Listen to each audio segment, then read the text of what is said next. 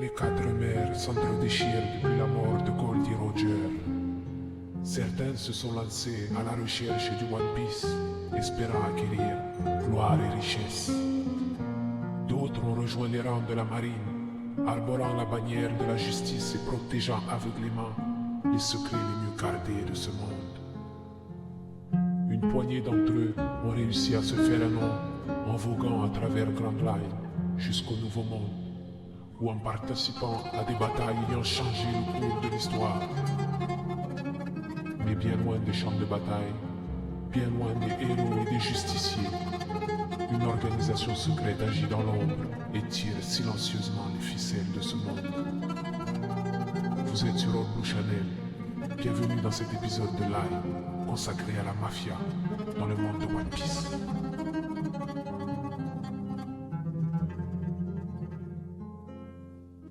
La mafia, également appelée la pègre ou la communauté de l'ombre, est une organisation aussi secrète qu'influente. Préférant le silence et la discrétion plutôt que les guerres ouvertes, elle n'en reste pas moins redoutable et régie par des règles bien définies. On y trouve de tout, des petits bandits, des courtiers, des pirates, d'anciens marines, des mercenaires et même des yonko et des tenryubito. Avec les derniers chapitres, l'incroyable plan de l'un d'entre eux est enfin prêt à être mis en exécution. Découvrons ensemble les secrets de cette organisation, ses membres, ses activités et le rôle que chacun y joue. Parlons tout d'abord des courtiers. Ils forment un élément essentiel de la pègre puisqu'ils contrôlent l'offre et la demande de toutes les marchandises prohibées du marché noir. Bien qu'on en connaisse quelques-uns, nous sommes encore loin de connaître l'ensemble du réseau. Le plus célèbre d'entre eux est Doflamingo, qui était connu comme étant l'homme le plus influent de la pègre avant sa défaite à Dressrosa. Il a notamment agi de concert avec César dans la production et la vente de fruits du démon artificiels, ce qui lui a permis de monter rapidement les échelons. Il était également connu pour le trafic d'armes, ayant d'ailleurs causé et alimenté la grande guerre du royaume de Kanokuni. Son statut de Shishibukai lui permettait d'agir avec bien plus de liberté. César est également influent dans les transactions de l'ombre de par l'intérêt de ses trouvailles scientifiques. Cet ancien du département scientifique de la marine a basculé dans l'ombre et travaillé sous la tutelle de la famille Don Quichotte. Il a également mis aux enchères sur le marché noir une arme de destruction massive nommée Shinokuni. On apprend plus tard que deux pays, pourtant en paix, étaient intéressés pour l'acquérir. César travaille désormais contre son gré pour Big Mom. La Yonko lui a ordonné de trouver dans les 2 semaines un sérum permettant de transformer les hommes en géants. S'il ne parvient pas à combler ses désirs, il sera exécuté. Tamago et Pecoms sont deux des plus proches hommes de main de Big Mom. On a pu les voir regarder la retransmission de César lors de la présentation de Shinokuni. On peut donc en déduire qu'ils sont chargés de se tenir au courant des activités du marché noir pour le compte de Big Mom. Pecoms, ceci dit, refusant de devenir complice du plan de Capone BG, fut victime d'une tentative d'assassinat. Il survivra, secouru par Jinbe et 2 de ses camarades. Disco était le propriétaire de la Human Auction House située sur l'archipel Sabaody avant sa destruction lors des événements provoqués par les Mugiwara. Il était impliqué dans du trafic et de la vente d'esclaves et comptait même parmi ses clients des tenryubito. Il a désormais tout perdu et est devenu un vagabond. Et ceci n'est que la partie visible de l'iceberg. En effet, nous avons eu un bref aperçu des autres courtiers lors de l'arc Punk Hazard. Une douzaine d'entre eux ont fait leur apparition et constituent ce qu'on pourrait appeler le réseau des courtiers. Leur influence semble impressionnante puisqu'ils traitent avec toutes les organisations du monde, les pirates, les marines, les mercenaires et même les nobles de Marijoa. Intéressons-nous maintenant aux clients qui tirent profit des services proposés par les transactions de l'ombre et qui permettent à cette organisation de subsister. On retrouve tout d'abord Kaido, l'un des 4 empereurs. Son armée de Zoan artificielle est le fruit de ses transactions illégales avec Doflamingo. Grâce au réseau, ils ont pu trouver un terrain d'entente commerciale et permettre à Kaido de lever son armée. De plus, Jack, l'un des lieutenants de Kaido, est en relation avec le réseau, comme on le voit lorsqu'il apprend la défaite de César. L'un des membres du réseau semble également porter des cornes, ce qui est l'un des signes distincts de l'armée de Kaido.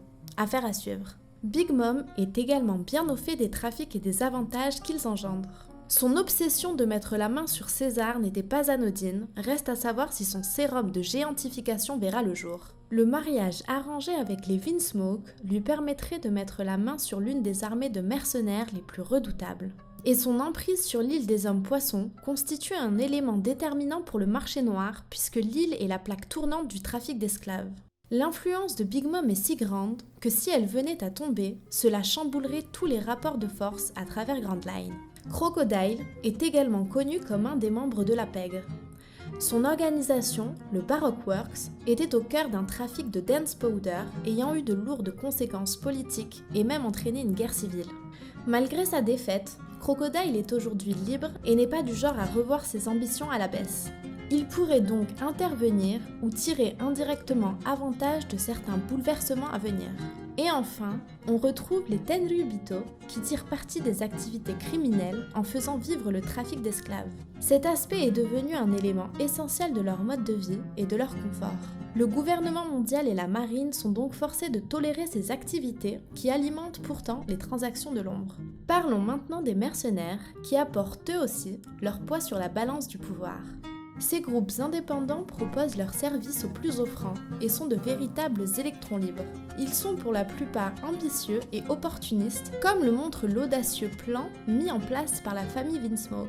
Ils sont très au courant des affaires de la pègre et connaissent la valeur des alliances et des trahisons. La Tea Party sera l'un des éléments déterminants de l'ascension ou de la chute du Germain et des Vinsmoke. Les Funk Brothers, Kelly Funk et Bobby Funk, sont des assassins connus du Nouveau Monde. Originaires de Mogaro, un royaume voisin de Dressrosa, ils ont combattu dans l'arène de Dressrosa en vue de mettre la main sur le Mera Mera no Mi. Ils ont également participé à la chute de Doflamingo et vouent désormais une grande admiration à God Usopp. Suleiman est également un assassin très réputé du Nouveau Monde. Il participa également au tournoi de Dressrosa en vue de remporter le Mera Mera no Mi. Ceci dit, sa réputation est redoutable et il est considéré comme un grand criminel de guerre depuis la bataille navale de Dias, suite à laquelle il fut banni de son pays. C'est à ce moment qu'il rejoint le milieu de la pègre et il sert désormais sous le commandement de Cavendish. Les affiliés sont des personnages s'étant retrouvés à un moment ou l'autre liés aux affaires de la pègre pour des raisons diverses et variées. Commençons par Franky, qui avant de rejoindre les Mugiwara, dirigeait la Franky Family.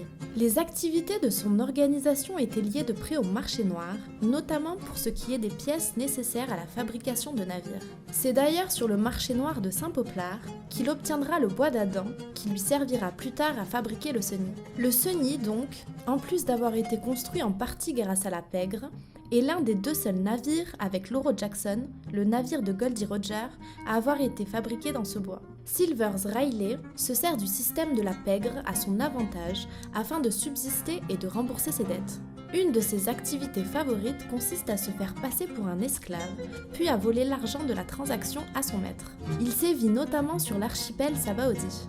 Trafalgar Law est connu pour avoir travaillé sous couverture afin de faire chuter les plans de Doflamingo. Faussement associé à César, il étudiera de près les transactions de l'ombre et sera l'un des instigateurs du plan qui fera chuter Doflamingo. Il fait également partie de la liste des membres de la pègre ayant anciennement travaillé pour la marine puisqu'il occupait à une époque le poste de Shichibukai. L'ex-vice-amiral Vergo fait également partie de cette liste. Utilisant son statut à bon escient, il s'efforcera de couvrir les activités illégales de César afin de faire perdurer la suprématie de Doflamingo. Il restera fidèle à son maître jusqu'à la fin. Don Quichotte Rocinante, alias Corazon, n'est autre que le frère de Doflamingo. Il a pourtant choisi une toute autre voie. Il était dans la pègre en tant qu'espion pour la marine et a livré de nombreuses informations tout au long de ses missions d'observation. En relation avec les plus hauts officiers de la marine, il sera plus tard assassiné par son propre frère. Aokiji rejoint lui aussi le casting des déçus de la marine. Ancien amiral, les tensions avec son collègue Akainu ont fini en conflit et l'ont forcé à quitter son poste. Il est aujourd'hui soupçonné d'avoir des liens avec Barbe Noire et le milieu de la pègre. Affaire à suivre. On retrouve également deux supernovas en les personnes de Kid et Killer. Ils sont aperçus en tant que spectateurs lors de la diffusion de César, ce qui veut clairement dire qu'ils ont les mains d'ores et déjà trempées dans les trafics mafieux du Nouveau Monde. L'imposant Jack est étroitement lié à la pègre puisqu'il sert apparemment d'intermédiaire entre elle et Kaido. C'est grâce à ce réseau qu'il recevra l'information concernant la défaite de César. Suite au fiasco de Zou, ce sera normalement une priorité pour Kaito de le récupérer. Et enfin, Jinbei est une autre figure très importante. À la fois affilié à la Pègre, à Big Mom, au Mugiwara et anciennement à la marine, son expérience et son statut sont impressionnants. S'il conseille à Luffy de discuter avec Capone BG plutôt que de l'affronter, c'est qu'il connaît mieux que personne l'influence et l'importance de cette organisation de l'ombre. Le dernier chapitre nous parle des 5 familles de West Blue. Elles nous sont présentées comme une force redoutable et influente. Dirigées par les empereurs de la mafia, on a très peu d'informations à leur sujet, mais on sait qu'elles sont attendues en tant qu'invitées à la Tea Party. La seule que nous connaissons à ce jour est la famille Capone, avec à sa tête l'impitoyable Capone BG.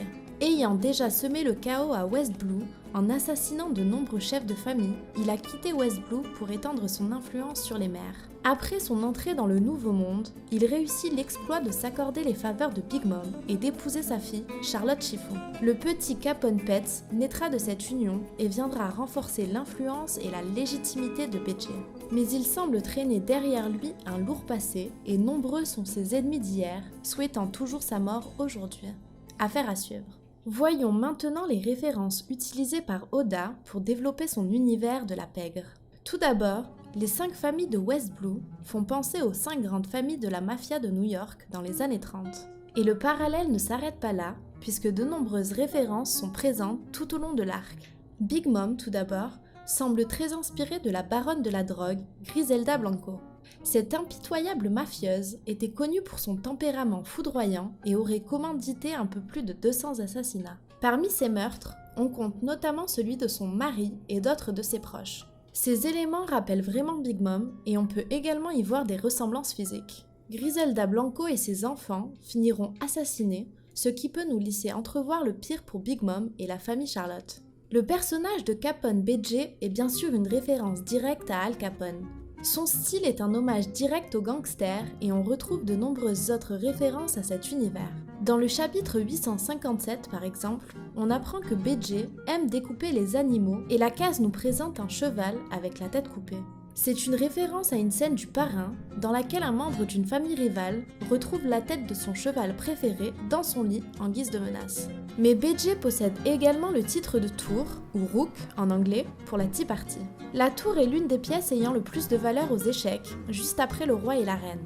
De plus, son nom anglais rook vient du persan rook, qui signifie chariot. Ce mot sera traduit par rocca en Italie, qui signifie forteresse, ce qui correspond parfaitement au fruit de BG. Reste à savoir si l'immense forteresse qu'on aperçoit est un bâtiment à part, une technique ou tout simplement l'éveil du fruit de BG.